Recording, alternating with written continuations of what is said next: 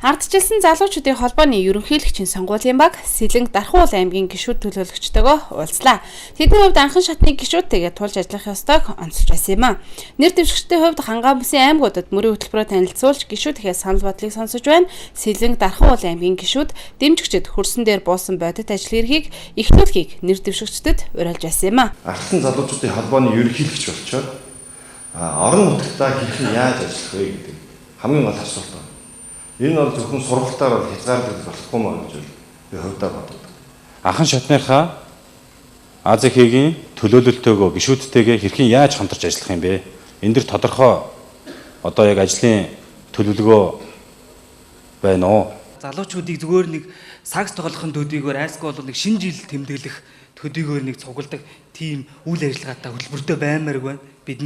Бид нэр арай оюунлог боловсролгоо чиглэсэн энэ үйл ажиллагааг одоо яг хүн болгон хүсэж байгаа учраас энэ сэдвээр маш сайн хүн болгон хэлж явах шиг байна. Анхан шатны байгууллага, анхан шатны намын үүр болон сумын ардчилсан залуучдын холбоо энэ байгууллагуудтай яаж холбогдож ажиллах вэ? Ойр дотно орон нутгатаа хэрхэн яаж ажиллах вэ гэж байна. Ерөөсөө нөгөө бие холдно, сэтгэл холдно гэж үг байдаг шүү дээ. Янаг амруудын хувьд бие ойрхон байх юм бол сэтгэл ойрхон байна л да. Тийм учраас бол ойр ойрхон ирж байна л гэж хэл. Ойр ойрхон ирж байна. Ойр ойрхон гэдэг нь хамгийн багадаа жилд 2 удаа. Жилд 2 удаа ирж байна.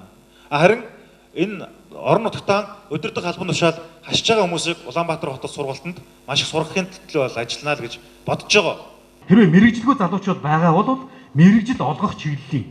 Тэгээд өөр хооронд нь холбоо үүсгээд одоо жижиг хэмжээний тийм хоршоо стартап тийм үүсгэн байгуулах тэр боломж бүрдэнэ. Энийг нь харин ардсан залуучдын холбоо бодлого үйл ажиллагаагаар дэмжих. Шаардлагатай сургалт, одоо хөрөнгө хэрхэн босгох уу, төсөл хэрхэн бичих үү, тэр компанид үйл ажиллагаа маркетингийг хэрхэн хийх үү гэдэг. За энэ консалтинг зөвлөх үйлчлэгээ үзүүлснийхаа төлөө тодорхой хувь нь бол тухайн сум аймгийн ардсан залуучдын холбооны санхүүжилтийн нэг их усүр нь болох юм. Ардчилсан залуучуудын холбооны ерөнхийлөгчийн сонгуульд нэр дэвшигчдийг нууц санал хураалтаар сонгох бол аймгийн ардчилсан залуучуудын холбооны тэргүүнийг бүх гишүүдийн төлөөллийн саналаар тэр дорн сонгож байна. Энэ дагуу Сэлэнг болон Дархан уул аймгийн тэргүүнүүдийг танилцууллаа. Хамгийн түрүүнд бид нар бол судалгаан дээр л ажиллана. Нийт залуучуудынхаа мэдээлэл дээр датагаа боловсруулах энэ бол хамгийн чухал ажил.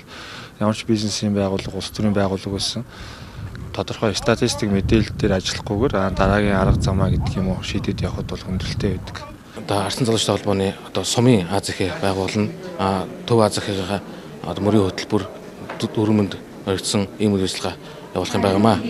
Тэгээд бид бүхэн бол ардсан залуучдын холбоог маасыг хамарсан маш олон одоо яг идэвхтэн гишүүдтэй болохын төлөө хамгийн дөрөв ажиллах болно.